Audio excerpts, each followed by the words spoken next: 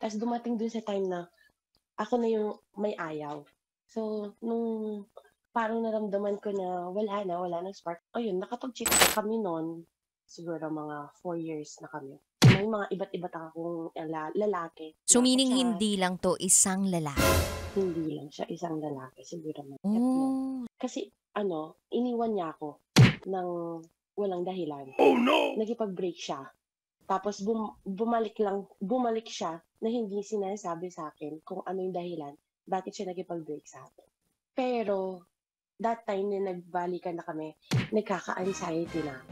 Tapos mga ayun, after nun na mga ilang months, parang nakikita ko na yung sarili ko na parang wala na, parang hindi na pala siya yung nakikita kong lalaki para sa'kin. Ta's dumating dun sa time na ako na yung may ayaw.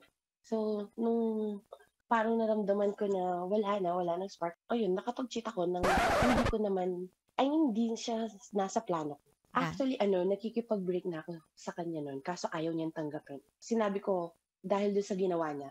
So, wala ng spark, wala ng love, lahat.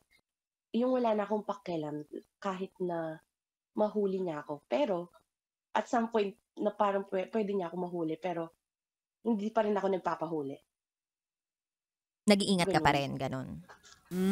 Sarap manood ng radyo, no? Ginawa mo na talagang bisyo ang panonood sa amin, no? Umabot ka na rito eh. Kaya kung gusto mong tuloy-tuloy pa ang tawanan, Iyakan at kiligan, aba, i-like mo na ang video na ito. At mag-comment ka na rin, kabisyo. I-hit mo na rin ang notification bell para updated ka sa mga kaganapan namin dito sa Love Radio. kailangan pa bang i-memorize yan? Basic.